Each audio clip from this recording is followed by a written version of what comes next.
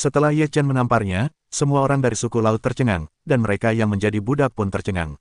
Pemuda suku Hai langsung mengamuk, manusia terkutuk, beraninya kau melawan, cari mati. Jika kau berani memperbudak rakyatku, kau akan mati. Ye Chen meneguk ludah, lalu keluar lagi. Pemuda suku Hai itu telah mencapai tingkat ketiga dari kekuatan spiritual, satu tingkat lebih tinggi dari Ye Chen. Ia pikir ia bisa menghancurkan Ye Chen.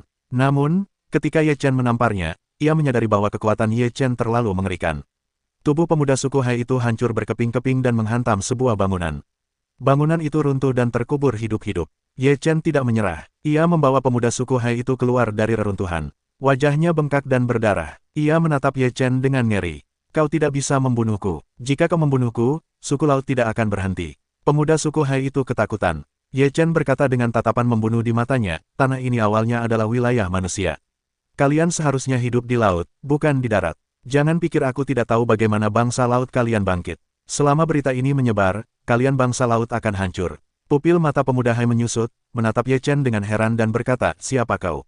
Ye Chen berkata sambil mencibir, akulah benda langit kacau yang sedang dicari semua orang saat ini. Ye Chen selesai berbicara, dan dengan kekuatan di tangannya, kepala pemuda Hai meledak dalam sekejap. Semua orang yang hadir tercengang. Di tanah yang luas ini, semua manusia telah menjadi budak dan diperbudak. Tidak ada yang berani melawan. Orang-orang yang melawan pada awalnya mati. Pelajaran berdarah itu membuat mereka mati rasa. Ye Chen juga tahu bahwa dia telah membunuh bangsa laut, dan bangsa laut tidak akan menyerah. Oleh karena itu, ia tidak bisa tinggal di daratan laut yang luas, tetapi ia juga memikirkan cara untuk menghadapi daratan laut yang luas itu. Selama berita bahwa kepala benda langit yang kacau ada di tangan orang-orang laut, benua yang tak terhitung jumlahnya akan datang untuk mengepung daratan laut yang luas itu. Apakah orang-orang laut di daratan laut yang luas itu mengakuinya atau tidak, mereka tidak akan melepaskan tirani benua-benua itu dengan mudah. Ye Chen segera meninggalkan pulau itu. Setelah Ye Chen meninggalkan pulau itu, orang-orang laut muncul dalam skala besar untuk menangkap Ye Chen. Namun, setelah Ye Chen meninggalkan daratan laut yang luas, ia kehilangan jejaknya. Tidak ada cara untuk menemukan kekacauan yang tak terbatas itu. Beberapa hari kemudian, sepotong berita meledak di dunia kekacauan. Apakah itu benua tengah atau benua-benua tinggi yang kuat itu? Semuanya terkejut. Pada awalnya, sebagian mayat benda langit keos berada di tangan orang-orang laut di benua Han Hai. Pantas saja orang-orang laut di benua Han Hai bangkit begitu cepat. Kita harus merebut kepala benda langit keos Dacheng. Jika kau pergi ke laut luas, kau harus menemukan kepala benda langit keos Dacheng sesegera mungkin. Berita itu menyebar dengan cepat, dan sejumlah besar orang dari benua menengah dan tinggi pergi ke laut luas. Mayat benda langit keos sangat berharga. Ia dapat membangkitkan suatu ras dan menjadi harapan bagi suatu ras. Ternyata sebagian mayat leluhur kita ada di laut luas, dan aku harus mendapatkannya, gumam Luo Yan dalam hati. Setelah Ye Chen merilis berita itu, ia sangat puas dengan hasil yang diperolehnya. Kali ini, orang-orang laut di daratan laut luas akan menderita. Kali ini, ia dapat memancing di perairan yang bergolak dan pergi ke laut luas untuk mencari kepala benda langit keos. Sekarang orang-orang laut di benua Han Hai telah diberitahu tentang berita ini. Mereka terkejut. Mereka telah memblokir berita dengan sangat baik. Tidak seorang pun pernah tahu bahwa mereka telah mendapatkan kepala dari benda langit yang kacau. Bagaimana berita ini menyebar? Kemudian, mereka teringat kematian pemuda Hai. Setelah kematian pemuda Hai, berita itu menyebar, yang pasti memiliki hubungan yang erat. Sekarang semua ras utama telah tiba, apa yang harus kita lakukan? Terjadi keributan di antara orang-orang laut. Ras-ras itu begitu mendominasi sehingga mereka tidak akan pernah menyerah sampai mereka mencapai tujuan mereka.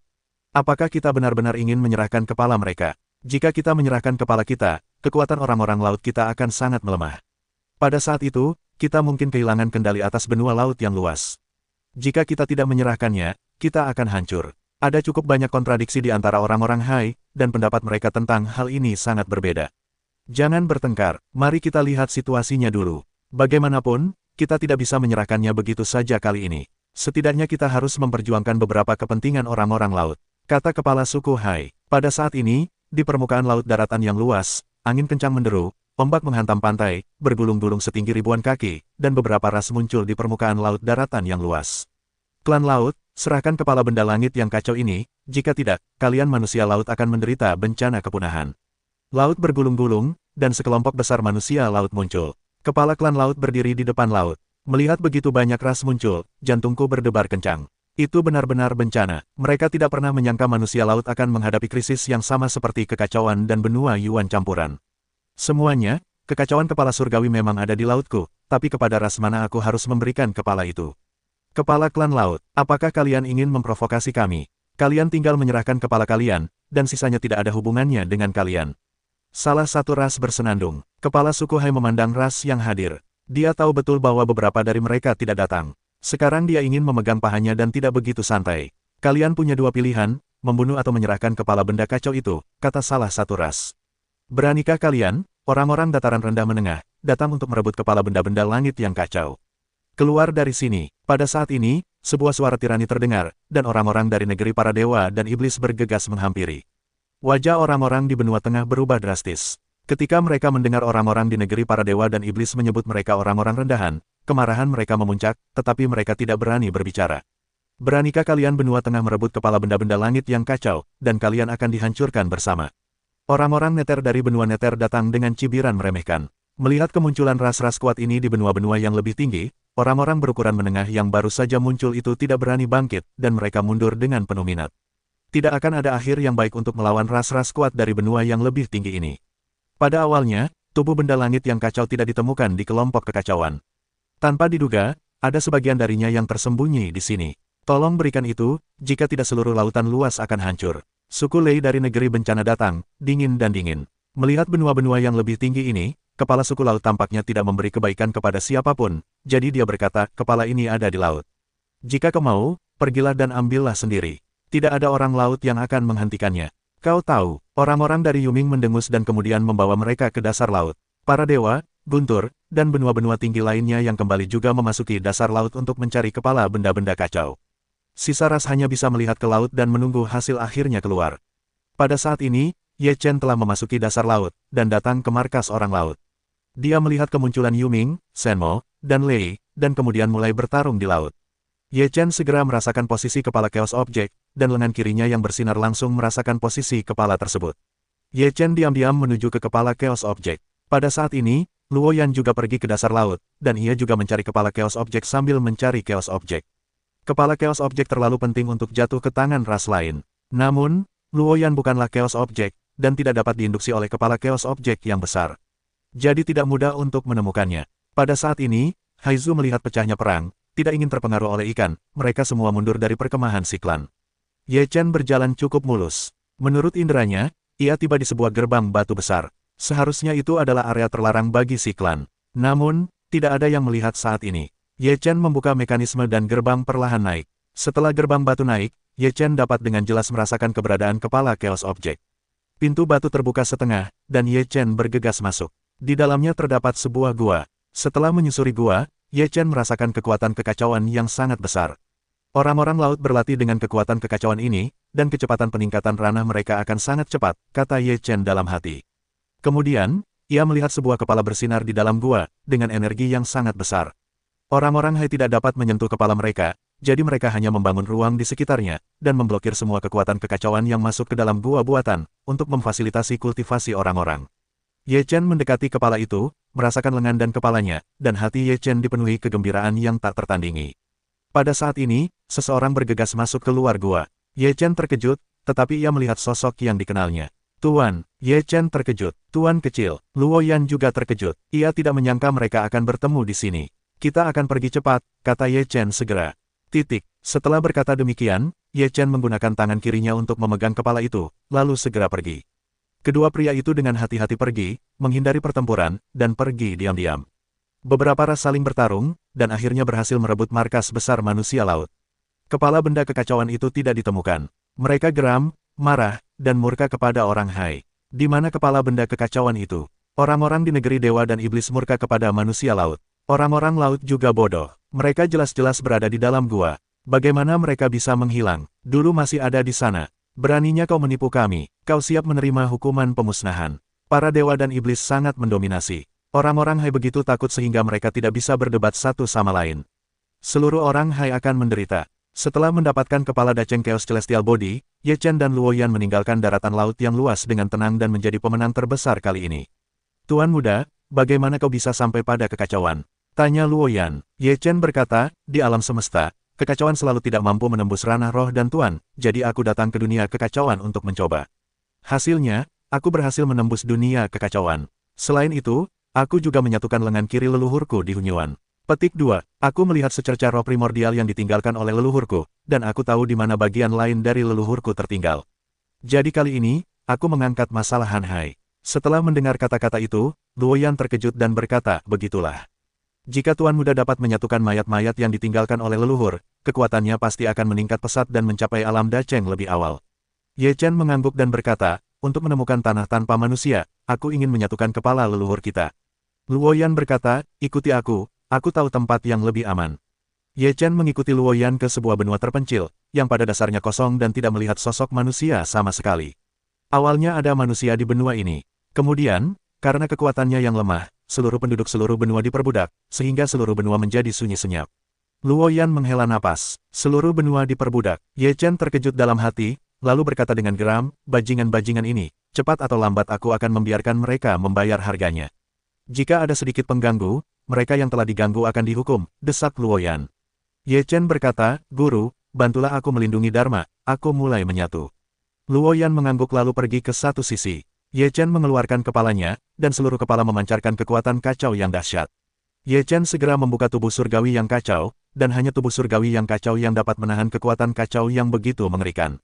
Ye Chen dengan gila menyerap kekuatan kekacauan, dan kemudian mulai menyatukan kepala tubuh surgawi yang kacau dengan dirinya sendiri. Ketika kedua kepala itu menyatu, Ye Chen segera merasakan dampak kekuatan yang dahsyat. Kekuatan itu begitu mengerikan sehingga jauh lebih kuat daripada lengan kirinya. Kepala Ye Chen dikejutkan oleh kekuatan di kepala benda langit yang kacau, dia merasakan sakitnya tak tertandingi, dan seluruh tubuhnya hampir pingsan. Ye Chen berusaha tetap terjaga, lalu menyerap kekuatan dahsyat itu. Napasnya memburu dengan cepat, yang secara langsung memengaruhi 3 tingkatan jiwa dan tuan. Melihat ekspresi Ye Chen yang kesakitan, hati Luoyan pun ikut terenyuh. Jika ia gagal, akibatnya tak terbayangkan. Seiring berjalannya waktu, rasa sakit Ye Chen semakin menjadi-jadi, hampir kehilangan kesadaran. Setelah sekian lama, Ye Chen akhirnya berhasil melewati masa tersulit dalam prosesnya, dan kemudian semuanya menjadi sangat lancar. Kekuatan Dacheng Chaos Celestial Body menyatu dengan Ye Chen, dan tulang-tulangnya pun menyatu. Itulah kerangka Dacheng Chaos Celestial Body, yang luar biasa keras dan sangat mengerikan. Ye Chen merasakan kekuatan itu dan juga sangat terkejut. Setelah menyatu dengan kekuatan Dacheng Chaos Celestial Body, Ye Chen merasa kekuatannya meningkat pesat.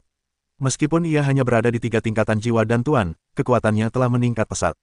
Luoyan juga terkejut melihat keberhasilan Ye Chen dalam menggabungkan kepala Dacheng Chaos Celestial Body dan berkata, bagaimana perasaan tuan muda? Ye Chen berkata, bagus sekali, sekarang kita pergi ke benua Suanyu. Nenek moyang kita masih memiliki kaki kiri di benua Suanyu, dan kita lihat apakah ada peluang untuk menemukan kaki kiri itu. Luoyan mengangguk dan berkata, namun, kita harus bertindak sendiri-sendiri. Aku sedang dikejar sekarang. Jika aku bersama Tuan Muda akan berada dalam bahaya.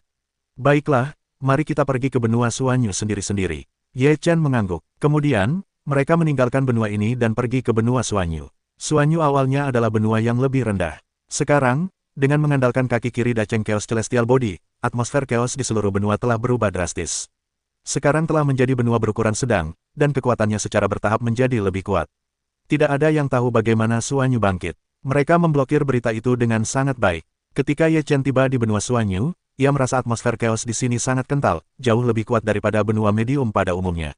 Jika Suanyu terus berkembang seperti ini, kemungkinan besar benua ini akan menjadi benua yang maju, gumam Ye Chen dalam hati. Saya pikir Suanyu sangat kuat, sehingga kota-kotanya sangat besar dan tak tertandingi, serta sangat makmur, dengan rasa kemakmuran. Itu hanyalah kaki kiri nenek moyang kita, yang dapat membuat sebuah benua merosot dengan cepat. Seberapa kuatkah benda-benda langit yang chaos itu? Ye Chen merasa luar biasa dalam hatinya. Ia juga merupakan benda langit yang chaos. Akankah ia sekuat itu suatu hari nanti? Benua Suanyu milik benua Teran. Setelah kebangkitannya, ia tidak terlalu sombong, karena mereka sangat jelas tentang alasan kebangkitan mereka. Tepat ketika kepala Dacheng Chaos Celestial Body dilaporkan dari benua Han Hai, benua Suanyu menjadi gelisah, karena takut berita bahwa mereka memiliki kaki kiri Dacheng Chaos Celestial Body juga akan tersebar. Karena itu, sejak beberapa hari ini, benua Suanyu sangat berhati-hati. Kekuatan utama di benua Suanyu akan membiarkan orang-orang mereka sendiri keluar lebih sedikit untuk membuat masalah dan membuat lebih banyak masalah. Luoyan dan Ye Chen datang ke benua Suanyu satu demi satu. Ye Chen dan Luoyan bertemu. Luoyan membeli sebuah rumah kecil di sini, dan mereka tinggal di sana untuk sementara waktu. Gunung Suanyu adalah kekuatan terbesar di benua Suanyu, dan beberapa orang menyebut mereka orang Suanyu. Orang Suanyu mengendalikan seluruh benua Suanyu, dan di bawah mereka ada beberapa kekuatan utama, dan mereka juga sangat kuat. Luo Yan berkata, karena kaki kiri Dacheng Chaos Celestial Body muncul, sekarang kekuatan-kekuatan ini terikat bersama, yang mengarah pada benua Suanyu yang kuat saat ini. Pertama-tama kita perlu mencari tahu di mana kaki kiri leluhur berada, kata Ye Chen. Luo Yan berkata, Shaozu adalah benda langit yang kacau. Seharusnya ada induksi pada kaki kiri leluhur. Selain itu, dapat dinilai bahwa tempat di mana ki kekacauan paling kuat pastilah tempat kaki kiri leluhur ditinggalkan. Ye Chen mengangguk dan berkata, pergilah ke klan Suanyu dan lihatlah. Jika kekacauan di sekitar klan Suanyu kuat, maka pasti ada kaki kiri leluhur di klan Suanyu. Luo Yan setuju, lalu mereka meninggalkan kota satu demi satu dan menuju klan Suanyu. Lokasi klan Suanyu tidak berada di pusat benua Suanyu, tetapi dekat dengan timur. Selain itu, klan Suanyu tidak berada di timur, tetapi pindah ke daerah pegunungan dan membangun kembali klan Suanyu di sini. Bertahun-tahun kemudian, klan Suanyu menjadi semakin kuat, dan 2 atau 3 gelar telah muncul. Ye Chen dan Luo Yan datang ke klan Suanyu.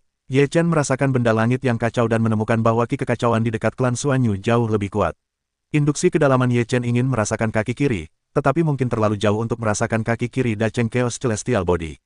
Luo Yan berkata, apakah kau ingin mengulangi teknik lama? Ye Chen menggelengkan kepalanya dan berkata, daratan Suanyu juga milik umat manusia, atau tidak ingin seperti ini. Lagi pula, aku tidak punya dendam dengan mereka. Sulit untuk mendapatkan kaki kiri, kata Yan Luo. Ye Chen berkata, bukan untuk mendapatkannya sekarang.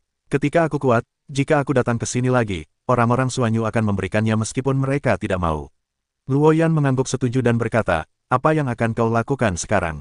Aku datang ke sini sebagai Gu Chen Huang, dan tidak ada yang tahu identitas asliku. Jadi, jika aku ingin membuka situasi di sini, aku harus memperkuat identitas Gu Chen Huang dan membuat lebih banyak orang mengetahuinya. Ye Chen berkata begitu. Luo Yan berkata, cara terbaik untuk mengharumkan nama Gu Chen Huang adalah dengan bertarung. Kau bisa menurunkan salah satu talenta di daratan tinggi, dan reputasimu akan segera naik. Ye Chen mengangguk dengan jelas dan berkata, tidak masalah, kalau begitu pilihlah daratan untuk ditantang. Jika kau bisa memastikan ini, aku akan menghubungi beberapa teman lama untuk melihat apakah mereka bisa membantu kita secara diam-diam. Ketika kau kuat, kita akan segera melawan balik. Yan Luo berkata, Tuan, kau telah bekerja keras. Ye Chen berkata dengan sungguh-sungguh.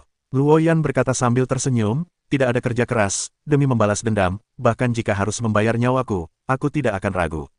Ye Chen tidak mengatakan apa-apa. Luo Yan memang seperti ini untuk klan Chaos. Dia mungkin satu-satunya darah klan Chaos, yang bahkan lebih terikat tugas. Kemudian, Luo Yan dan Ye Chen meninggalkan benua Suanyu. Ye Chen memikirkan siapa yang harus datang ke batu loncatan. Dia meminta Yu Mingye, Lei Bao, Long Ye, dan yang lainnya sebagai penasihat, dan bertanya siapa yang lebih terkenal di keluarga mereka, dan kekuatan mereka sekitar 5 tingkat roh dan roh. Yu Mingye, Lei Bao, dan Long Ye terdiam. Bagaimana mereka bisa menjawab hal seperti itu? Apakah mereka akan membantu Ye Chen menghadapi rasnya? Jika kau sudah membunuh bangsamu sendiri, apalagi yang tidak bisa dilakukan? Katakan padaku, jangan jadi ibu mertua, kata Ye Chen dengan tidak sabar.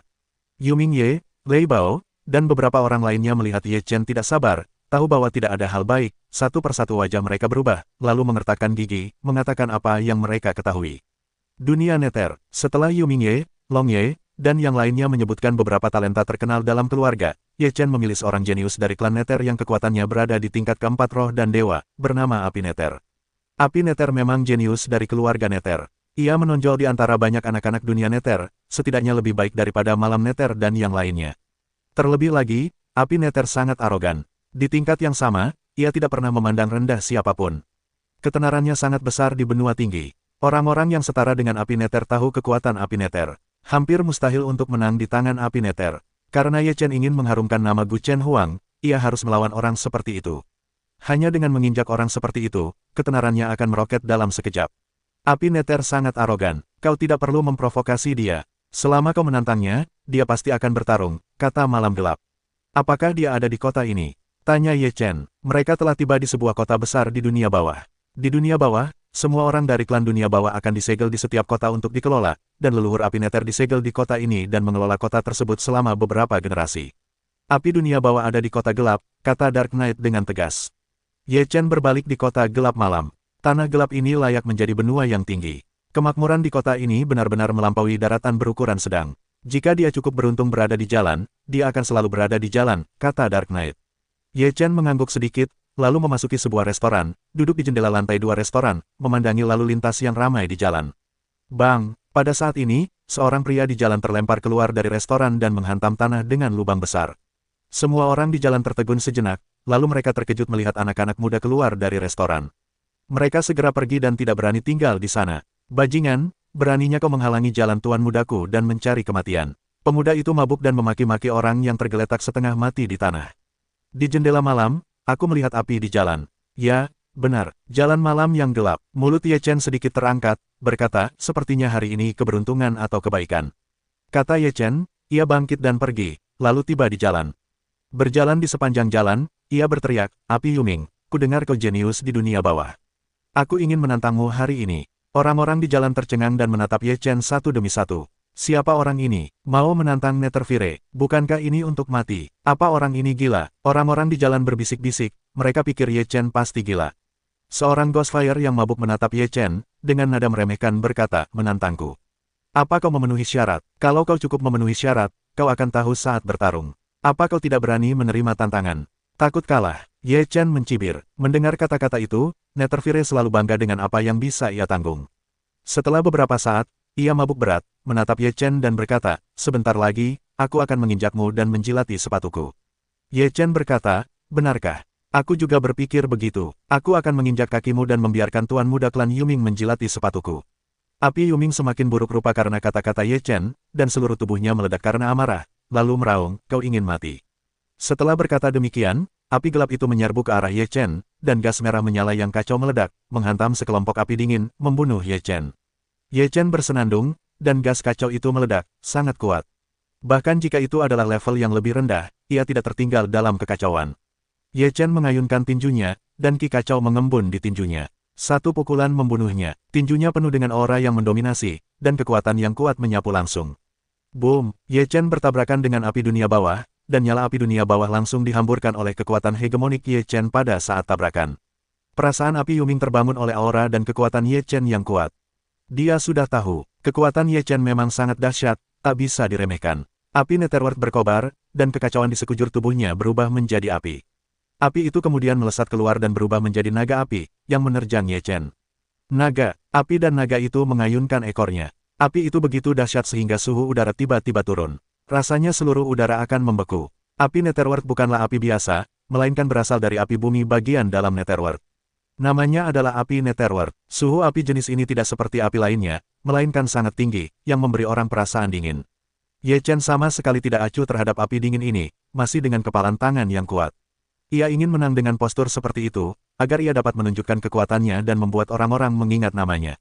Tinju Ye Chen semakin ganas dan ganas, terutama setelah ia menggabungkan lengan kirinya. Kekuatan lengan kirinya telah meningkat pesat, dan satu pukulannya sangat mengerikan, jauh lebih kuat daripada tinju kanannya. Tinju Ye Chen menyapu segalanya dan menghantam naga api hantu. Tubuh naga api hantu itu hancur berkeping-keping, dan ia sama sekali tak mampu menahan pukulan Ye Chen. Api di dunia bawah terkejut. Kali ini, ia benar-benar bertemu lawannya. Ye Chen hanya memiliki 3 tingkat roh dan dewa, tetapi ia memiliki 4 tingkat roh dan dewa. Di antara 4 tingkat itu, ia sangat langka. Ia memiliki kepercayaan diri ini. Namun, 3 tingkat roh dan dewa yang ia temui hari ini begitu mengerikan sehingga ia menghancurkan 2 serangannya dengan 2 pukulan berturut-turut. Ye Chen menatap api dunia bawah dan berkata, apa kau hanya mampu melakukan ini? Sungguh mengecewakan. Ayo keluarkan semua kemampuanmu dan biarkan kau kalah total. Sombong, hari ini aku akan memberitahumu bahwa api dunia bawahku bukanlah nama palsu. Api dunia bawah sangat marah dan meraung. Kemudian tombak hitam muncul di tangannya, yang di atasnya terdapat api dingin. Dengan berkah api neter, udara di sekitar lawan dapat dibekukan dalam sekejap, membuat lawan tak punya tempat untuk melarikan diri. Ki Chaos Ye Chen meletus dengan dahsyat, yang masih belum bisa digunakan untuk senjata apapun. Namun, dengan mengandalkan lengan kirinya, ia mengayunkannya dan menghantam tombak panjang api neter. Bang! Tombak api neter berbenturan dengan tinju Ye Chen, dan kekuatan dahsyat meledak. Api neter terkejut, dan ia tak bisa bergerak maju lagi. Ye Chen menangkap tombaknya dengan tangan kosong, dan ia terkejut karena masih unggul dalam seluruh momentum. Senyum sinis muncul di bibir Ye Chen, berkata, api neter, tapi begitulah, pertempuran ini seharusnya berakhir. Setelah itu, Ye Chen meraung, dan napas seluruh tubuhnya meledak dalam sekejap. Setelah napas ini keluar, tubuh api neter terguncang mundur. Kemudian ia melihat Ye Chen menghilang dalam sekejap. Saat ia bereaksi, Ye Chen sudah berada di depannya. Sebuah kekuatan dahsyat datang, membuat api neter terkejut. Tubuhnya langsung mundur dan melawan dengan tombak panjang. Bang! Sebuah kekuatan dahsyat menghantam tombak itu, menimbulkan suara memekakkan telinga, dan tubuh api neter terguncang hingga terbalik. Tubuh Ye Chen tak henti-hentinya, dan melesat keluar lagi. Pada saat yang sama, ia mengerahkan satu energi untuk mengubah Sanxing menjadi dua tubuh terpisah, dan ketiga sosok itu membunuh api neter. Tiga api muncul persis seperti dua kacang polong, dan ketiga bayangan itu sama. Mereka sama sekali tak terlihat, dan semuanya adalah tubuh nyata. Di bawah ketidaksabaran api neter, ia meraung, dan napas dingin seluruh tubuh meletus sepenuhnya, membentuk perisai pertahanan untuk bertahan ke segala arah. Tinju Ye Chen melesat dan menghantam pertahanan api dunia bawah. Pertahanan api dunia bawah hancur seketika, dan tak ada lagi yang perlu dikhawatirkan.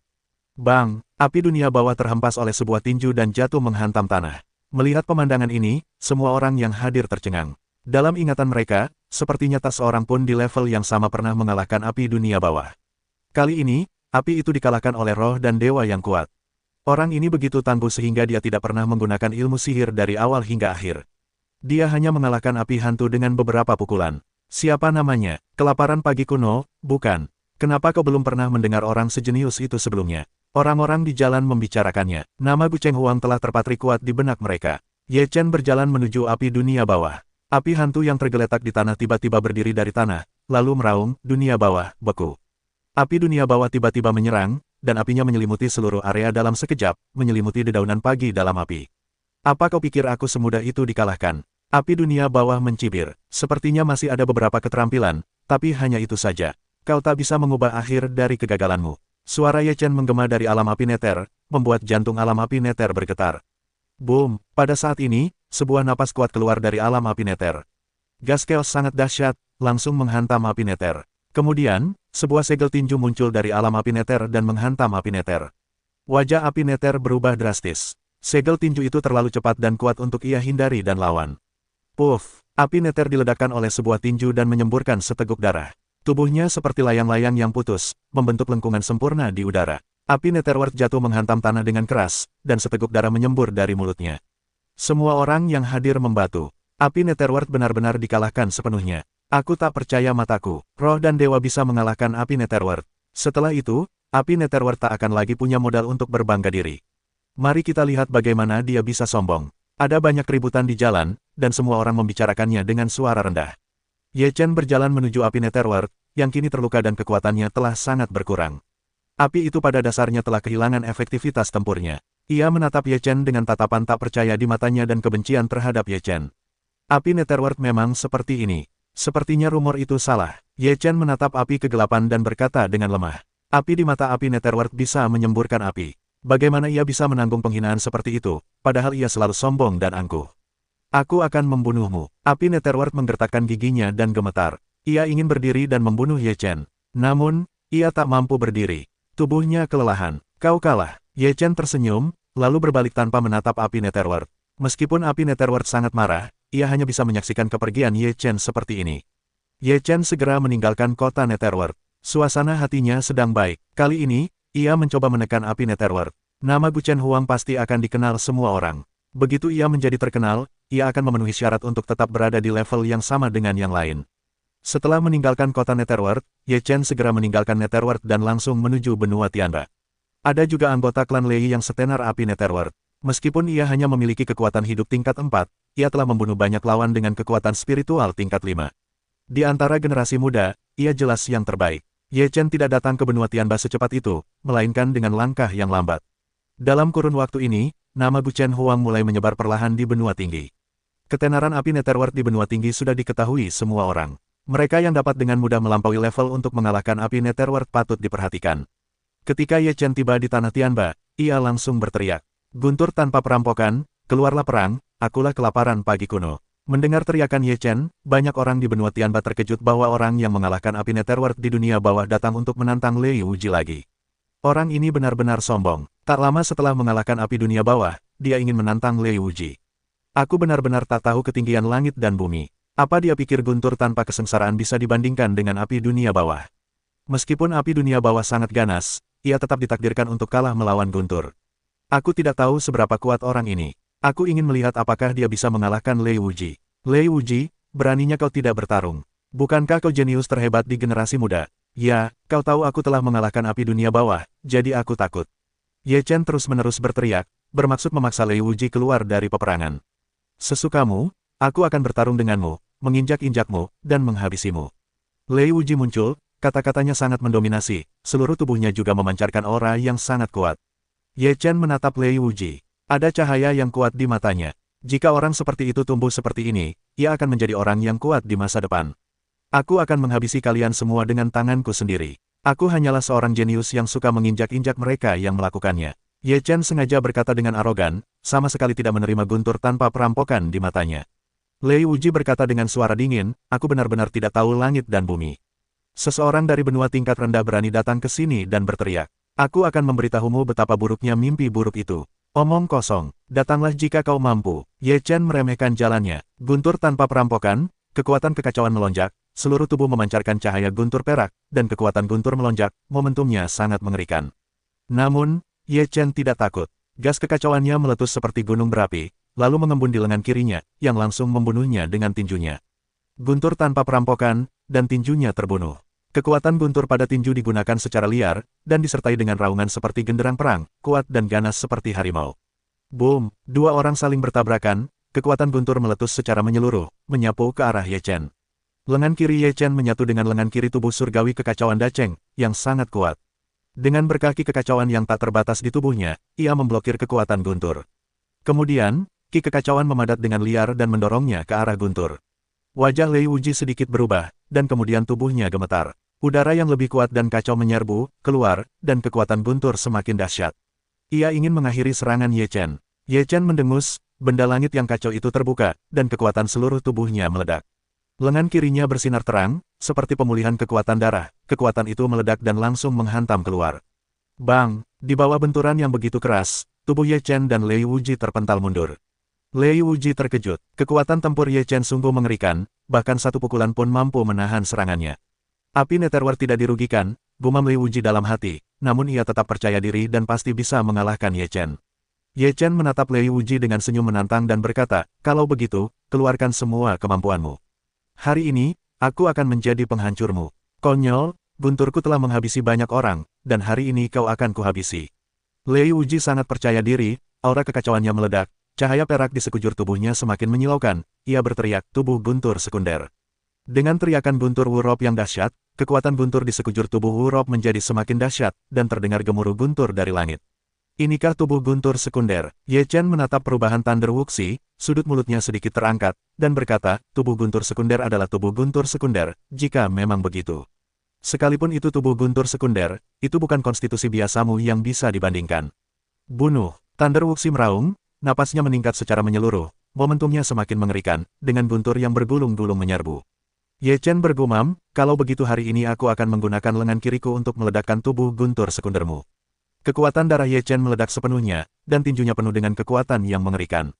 Dia membunuh mereka dengan tinjunya, dan kekuatan yang kuat seperti badai menyapu. Tinju Lei Wuji menghantam, dan kekuatan guntur jatuh dari langit.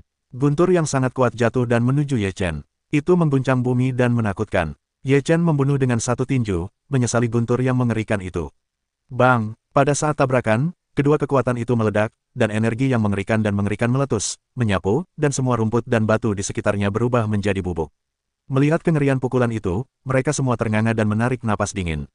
Lei Wuji benar-benar mengerikan. Serangan seperti itu pada lapisan kelima jiwa sungguh tak tertahankan. Layak untuk menghancurkan lapisan kelima jiwa. Sepertinya kelaparan pagi kuno yang riuh itu pasti akan mati. Siapa yang sanggup menahan kekuatan mengerikan seperti itu?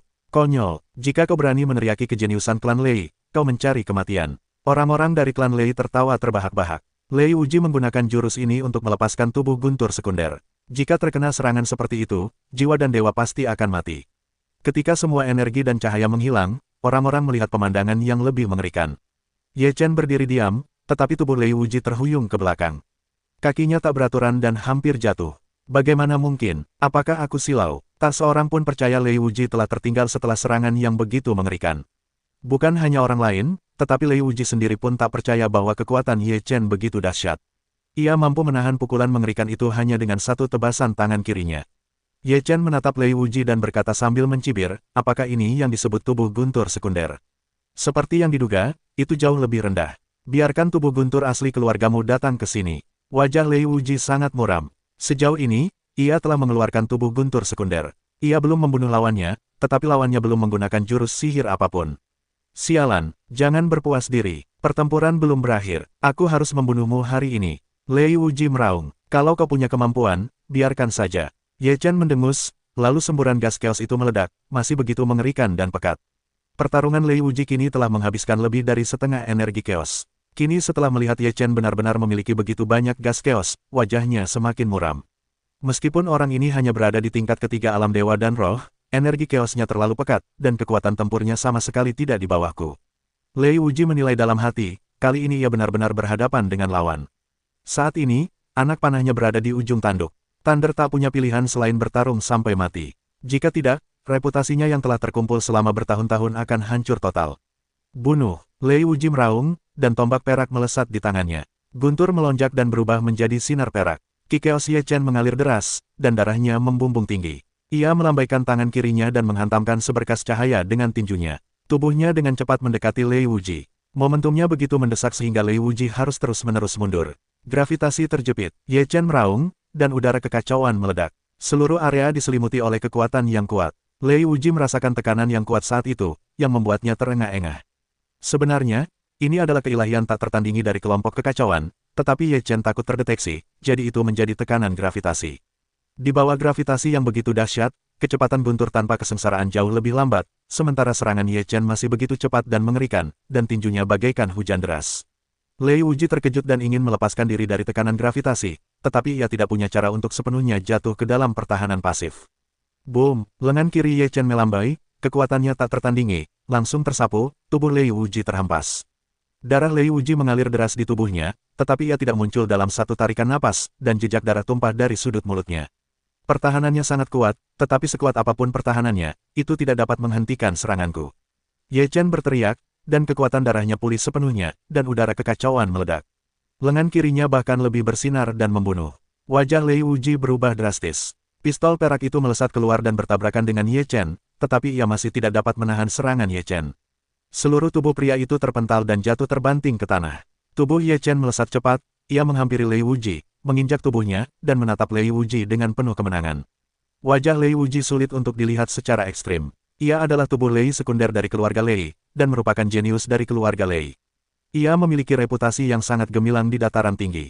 Namun, saat ini, ia begitu malu, diinjak-injak dadanya, sungguh memalukan.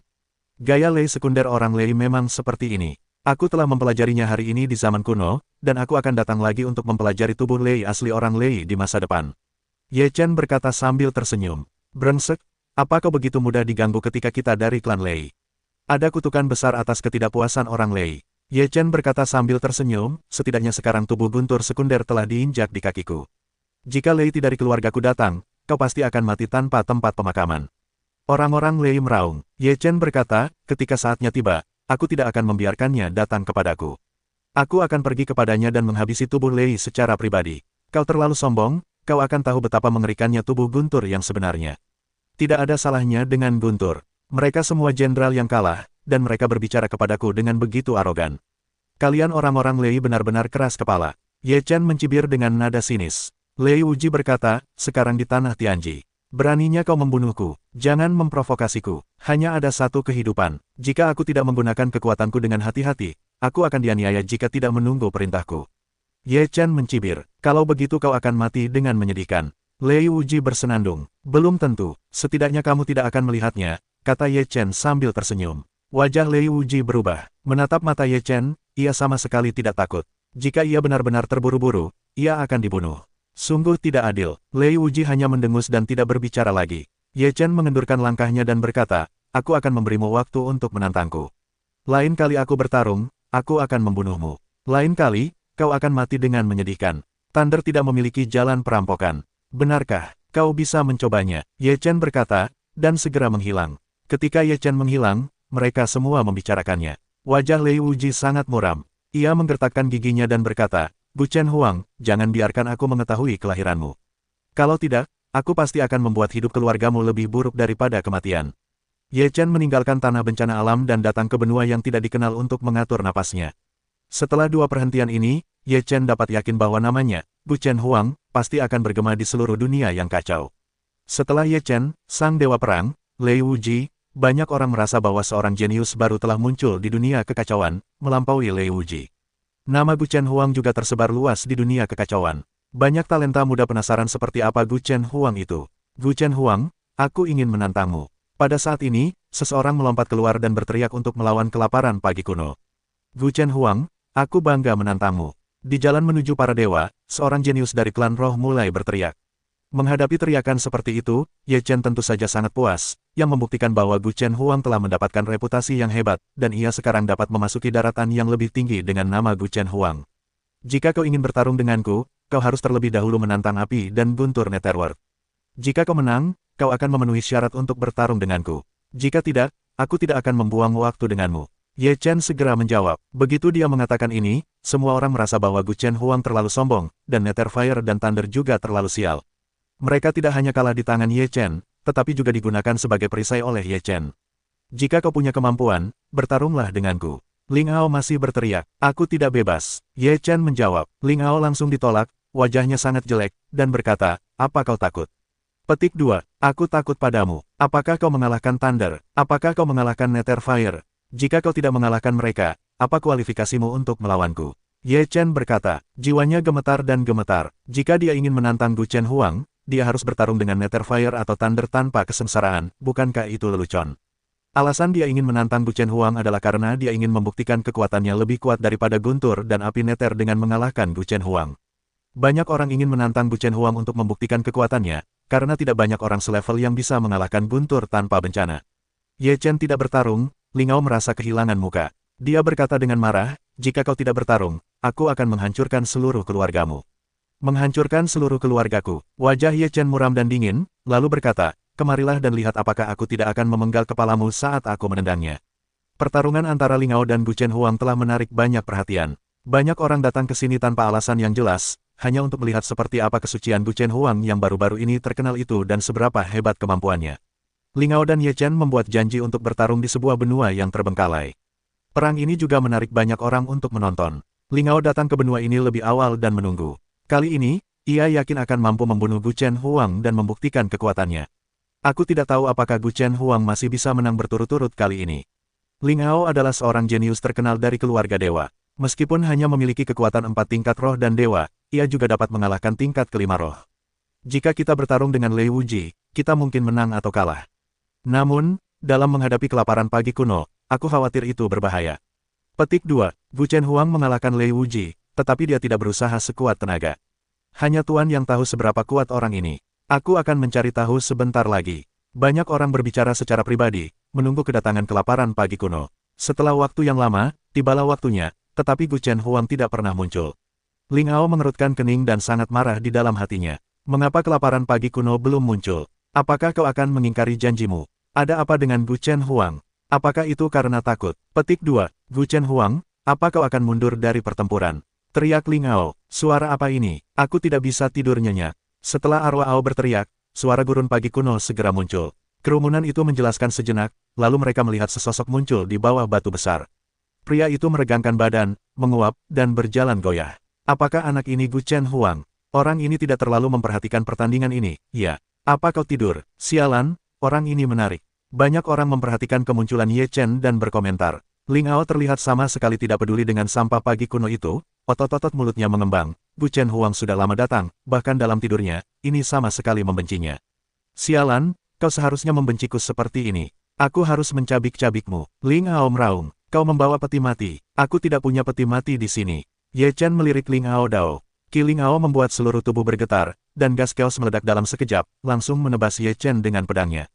Tubuh Ye Chen melesat, dan kekuatan darah menyembur keluar. Ki chaos melonjak, dan darah di belakangnya bergulung-gulung. Dia benar-benar melepaskan kekuatannya sendiri untuk pertama kalinya. Aku bilang aku akan memenggal kepalamu dan menendangnya hari ini. Ye Chen mengeluarkan minuman dingin, dan lengan kirinya bersinar. Dia sangat mempesona. Dia langsung mengayunkan tinjunya. Dia menyesali pedangnya. Gravitasi terjepit. Ye Chen meraung, dan gaya gravitasi yang kuat turun dalam sekejap, menyelimuti seluruh area pertempuran.